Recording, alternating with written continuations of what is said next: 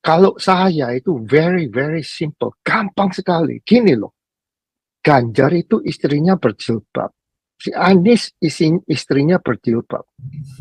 Jadi gimana? Kamu punya ibu negara yang berjilbab. Konotasi dunia kan ini negara Islam. Investasi internasional, investasi luar bakalan masuk enggak? Enggak bakalan masuk. Indonesia udah dicap negara Islam. Soalnya ibu negaranya aja udah berjilbab. Itu loh bottom line. Maksud Ekonomi. lo, jadi Pak Andi maunya ibu negaranya pakai bikini gitu? Enggak, maksudnya pakai Oh, kerudung. enggak. Kalau saya mau ibu negara saya pakai bikini.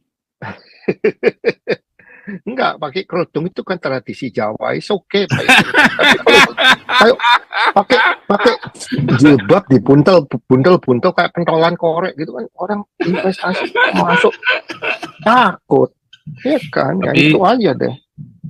kenapa saya senang kalau ibu negara pakai bikini? Ya, kenapa saudara?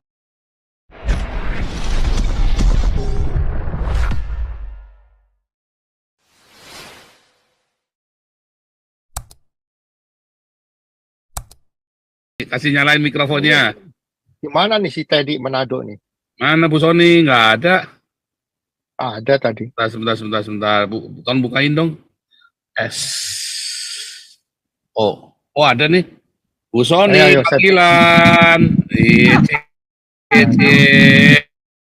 Pak Teddy, musuhku. Nah, lo. Jangan main rica-rica lagi ya. Itu kalau di Belanda, Pak Teddy udah di penjara itu dicari-cari temennya Bu Sony itu. Udahlah Pak Teddy, pilih PSI aja, kan ingin anak muda jadi pemimpin. Gimana? Pak Teddy udah tua Bu Sony. Udah ke out aja dia. Tadi kamu PDIP berarti kamu nggak senang sama Israel juga dong? Kamu benci Israel juga dong? Udah anti Israel tuh PDIP Pak Teddy. Anti Israel tuh. Bagaimana? Oh enggak, salah. Saya bilang tadi kan saya udah bilang Pak tadi apa dengar enggak? Manuver itu bukan benci Israel. Itu cuma manuver politik Pak untuk mengambil suara. Kalau saya berpolitik enggak gini tadi. Tapi kamu ngaku kamu PDI. Lah PDI itu stands against Israel. Berarti kamu Pak, associate sama PDI. PDI itu identik dengan Ganjar Pak. Coba, Anda identik sama Mega, si Bu Mega. Iya, Mega bilang enggak identik dengan. Coba tanya. Gimana sih? Coba kalau saya bilang tadi, rohnya partai itu kamu kalau bicara keadilan, enggak. Coba baca itu dia atau dengar penjelasan. Suara mikrofonnya dicopot dulu mikrofonnya Bu Sony. Bu Sony saya jadikan co-host, tapi mikrofonnya dilepas ya Bu Sony ya. Bu Sony saya jadikan co-host dulu nih sebentar.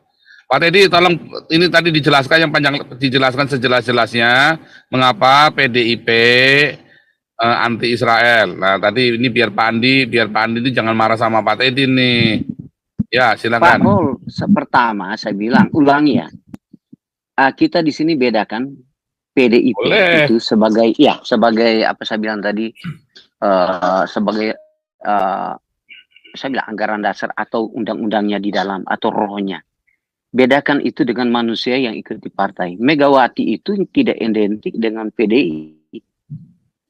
Kalau kita mau cari itunya, apakah dia mau menjalankan keadilan, kejujuran, saya bilang tadi, yang ada rohnya itu PDI. Seperti saya kasih contoh, saya bilang seperti di Bible. Kita coba kuat di dalam bicara kebenaran, kejujuran, keadilan.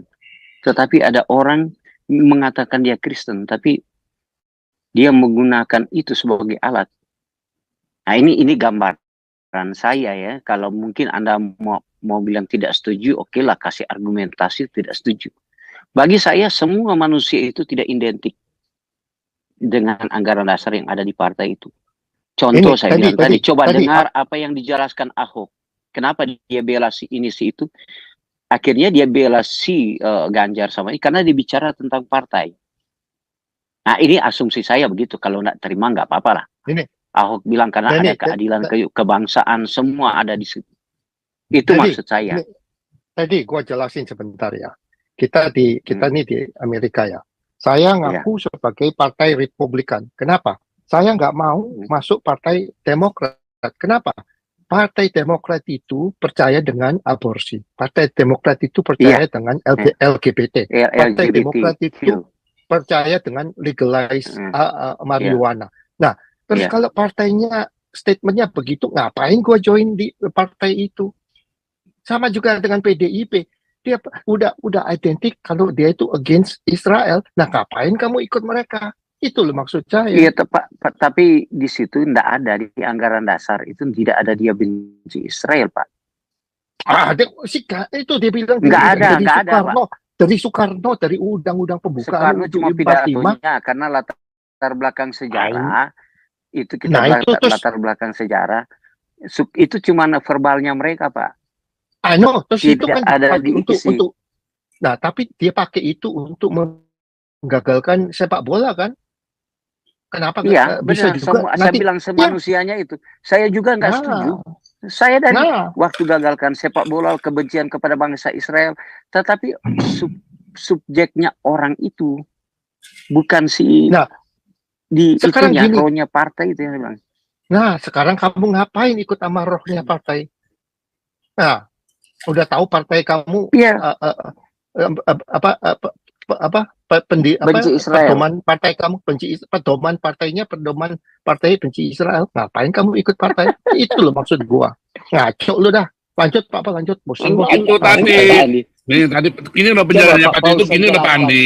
Gini loh. Ini Pak Andi, di Indonesia partai itu nggak kayak di Amerika sama di Belanda. Amin. Di Indonesia partai itu bisa jadi bunglon. Nah, PDIP mengeluarkan statement anti-Israel itu demi menarik massa. Setelah itu, masanya di dalam, ternyata nggak begitu tuh, cuma buat daya tarik doang. Tapi sebenarnya tidak ada semangat benci Israel, anti-Israelnya nggak ada, tapi demi menarik massa. Kalau di Belanda sama di Amerika, kalau kita bilang anti, ya kita anti.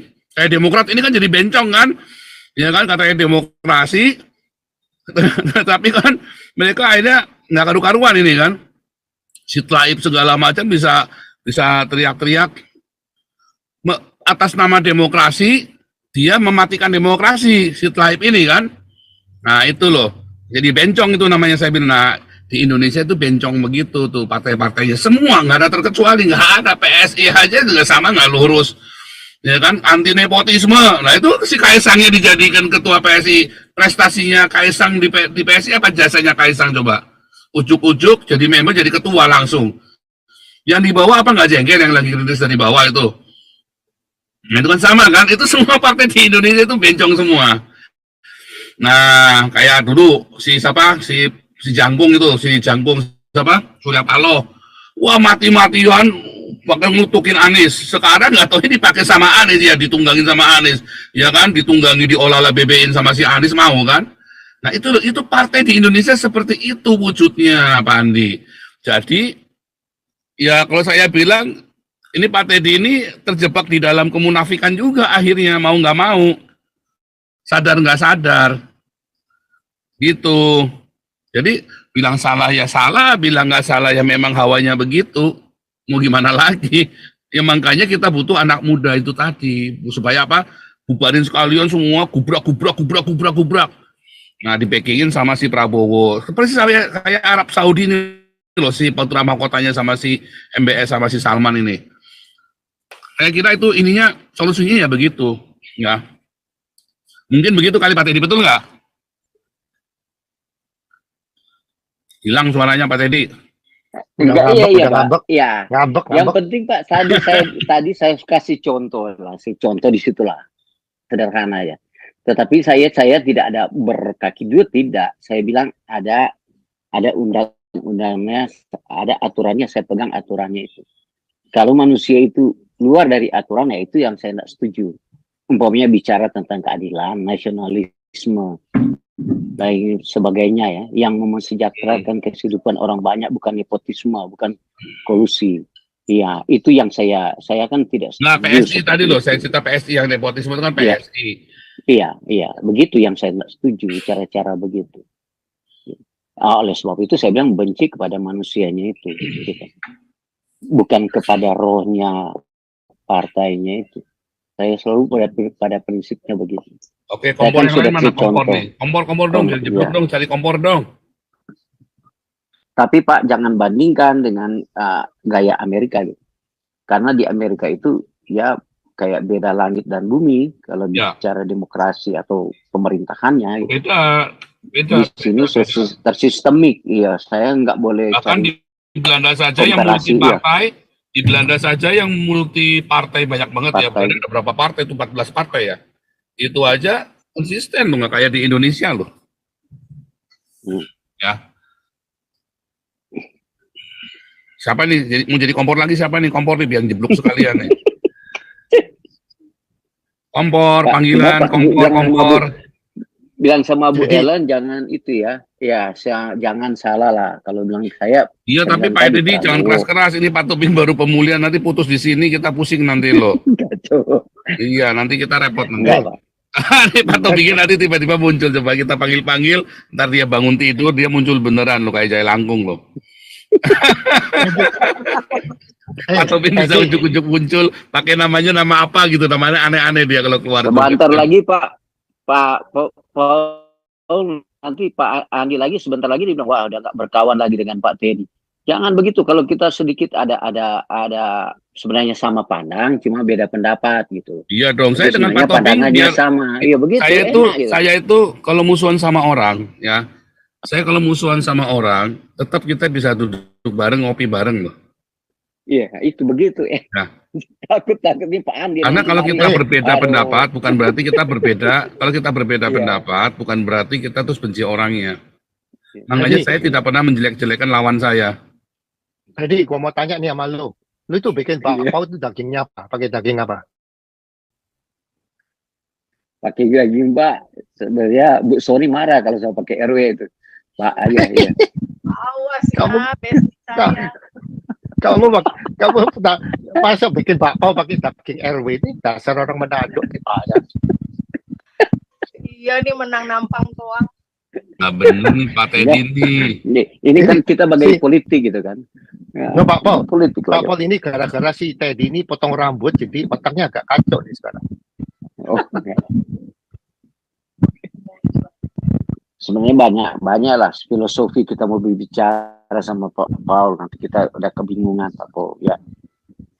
Saya juga ya baca sampai bagaimana stresnya. Saya mau bertanya sebenarnya Pak Paul, apakah manusia itu punya roh atau tidak, atau manusia punya jiwa atau tidak? Ya, nanti besok.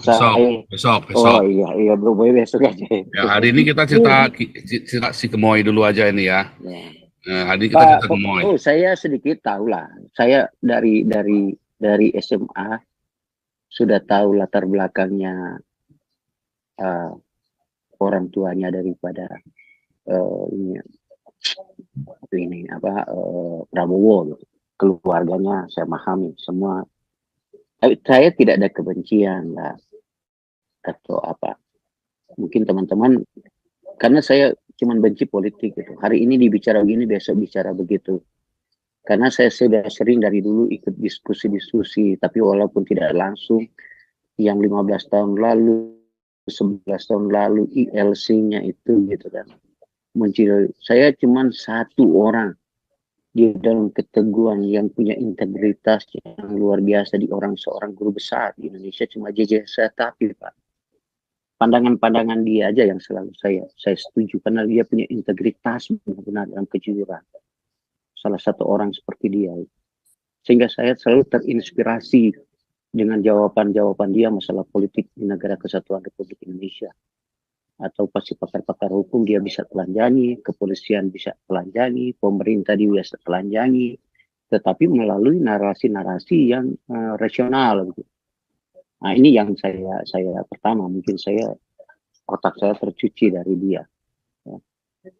Nah sehingga ini gambaran saya menjadi to the point untuk menjelaskan kepada teman-teman. Oleh sebab itu di sini juga teman-teman jangan terlalu banyak percaya kepada politik. Karena hari ini dibilang begini, besok lain itu bahasanya. Nah, Pak Andi juga begitu. Kita juga di sini Pak Andi harus paham begitu. Supaya kita jangan terjebak. Hanya karena mereka kita jadi bermusuhan. Gitu. Nah, dan kedua, saya bilang sama anak saya, dia sedang kritik si pemilik Walmart, ya si pemilik Starbucks, anak saya kritik. Saya bilang sama dia, janganlah. Bagaimana kamu menjadi orang sukses dan dikritik orang? Jangan kita mengkritik orang. Usahakan kamu orang yang kritik supaya bagus. Itu Anda luar biasa. Tetapi kalau Anda mengkritik orang itu Anda bukan orang luar biasa. Usahakan kamu jangan dipolitisi. Bagaimana kamu berusaha untuk politik itu kamu permainkan. Jangan politik itu mempermain-mainkan kamu. Itu gambaran saya selalu dalam kepala saya. Saya tidak mau dipermainkan politik. Apa salahnya Saya Walmart? bagaimana Jadi, saya akan itu karena dia yang si orang terkaya itu siapa namanya saya nggak tahu ya, anak saya karena dia itu nggak terlalu dia nggak setuju kemarin. Saya tanya pada anak saya yang dia nggak setuju dia setuju terhadap ada yang tapi anak lu ke nggak tahu Walmart, kalau apa saya sedang ya. Walmart kan Oh barang enggak, murah. dia enggak. Nah, Kalau sedangkan Starbucks dia anti, Pak. Starbucks dia anti. Apalagi Johnny apa itu. Pokoknya apa yang dia melihat yang kayak memburu hewan dia enggak setuju. Kayak LGBT pemilik Starbucks dia enggak setuju. Ada hal-hal begitu. Begitu dia itu. ya sekarang Pak Ini Paul, cuma kasih contoh anak saya. Ya, Saya Pak Andi. nggak tahu, karena Pak Paul kan sekarang lagi rame nih. Semua orang bilang katanya suruh boykot ini Pizza Hut seluruh dunia. Gara-gara apa? Gara-gara Pizza Hut ngasih free pizza ke serdadu Israel, terus difoto, boxnya kelihatan Pizza Hut. Ini kan konyol. Orang berbuat baik diserang, ya kan? Jadi katanya suruh boykot seluruh dunia Pizza Hut katanya. Soalnya ngasih free pizza ke tentara Israel. Ini kan orang-orang edan nih jadinya. Ini tadi urusannya tadi juga sama itu. Starbucks sama Walmart itu kan corporation. Ya kan, kenapa mesti boykot mereka? Anak lu itu nggak lu jelasin tuh, ngerti nggak ini kita ini kan free enterprise, ya kan? Iya. Jadi, saudara, kita balik lagi, saudara ya. Kita balik lagi ya. Saudara tahu nggak dampaknya kalau milih Prabowo, resikonya apa, saudara? Ya, saudara kalau milih Prabowo, resikonya satu, dia ini psikopat. Ya, dan dia nggak punya nothing tulus. Kalau terjadi sesuatu dengan dirinya, nothing tulus. Akibatnya apa, saudara? Jangan tabrak itu, saudara. Orde Baru akan kembali, dengan kata lain ya. Dan 90% Orde Baru akan kembali. Tadi ya, namanya persetan dengan demokrasi, saya bilang begitu kan. Kalau memang Orde Baru itu bisa memang mewujudkan keadilan bagi rakyat Indonesia, ketimbang era reformasi yang sudah tidak karu-karuan ini, mendingan Orde Baru, saudara. Mendingan Anda kembali ke Orde Baru. Ya, karena reformasinya sekarang ini udah nggak benar, arahnya udah nggak benar. Jadi mendingan di restart. Udah kemana restartnya? Ke zaman Soekarno? Ya jangan. Di restartnya ke zaman Orde Baru. Ya, di restartnya begitu, saudara ya. Nah, Saya tambahin dikit Pak Paul. ya. Kalau saya itu very very simple, gampang sekali. Gini loh, Ganjar itu istrinya berjilbab, si Anies istrinya berjilbab. Jadi gimana? Kamu punya ibu negara yang berjilbab. Konotasi dunia kan ini negara Islam. Investasi internasional, investasi luar bakalan masuk enggak? Enggak bakalan masuk. Udah Indonesia udah dicap negara Islam. Soalnya ibu negaranya aja udah berjilbab. Itu loh bottom line. Maksud Ekonomi. lo, jadi Pak Andi maunya ibu negaranya pakai bikini gitu? Enggak, maksudnya pakai Oh, kerudung. enggak, kalau saya mau ibu negara saya pakai bikini. Enggak, pakai kerudung itu kan tradisi Jawa, it's okay. Ayo, pakai jilbab buntel kayak pentolan korek gitu kan, orang investasi masuk takut, ya kan? Ya Tapi- itu aja deh. Kenapa saya Dengan senang kalau ibu negara pakai bikini? Ya, kenapa saudara? Itu pertanda bahwa Indonesia jadi sekuler dan sudah nggak peduli dengan agama. Itu paling penting. Ya, sebab yang menjadi racun di Indonesia ini adalah agama, saudara. agama, Ya, betul. jadi mendingan Anda punya ibu negara yang pakai bikini daripada ibu negara yang pakai jilbab atau kerudung. Mendingan pakai bikini sekalian. Jadi sekuler supaya benar-benar kayak di Cina, udah jadi komunis sekalian. Ya agamanya singkirin, udah sekalian begitu. Karena kalau mau sembuh, Anda nggak bisa, ini Indonesia sudah kebablasan. Kalau mau sembuh nggak bisa, obat merah ditutul-tutul, nggak bisa, siram. Nggak ada cara lain. Kalau mau sembuh Indonesia udah disiram. Revolusi. Ya, revolusi di dalam karakter, di dalam budaya. Kayak Cina Saya pernah mengalami revolusi budaya kan? hmm, saya pernah lihat video Pak Paul itu istrinya si Trump waktu Trump jadi presiden. Waktu mau jabat tangan aja kepala negara Islam nggak mau loh, ditarik tangannya loh, itu orang Islamnya itu kan malu-maluin.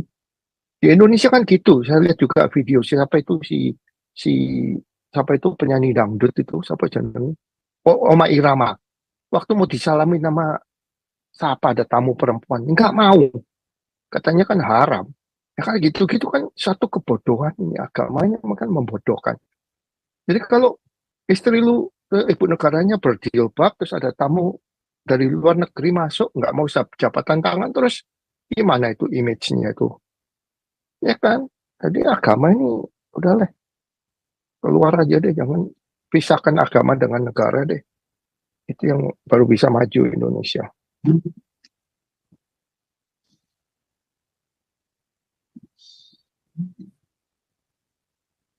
Ayo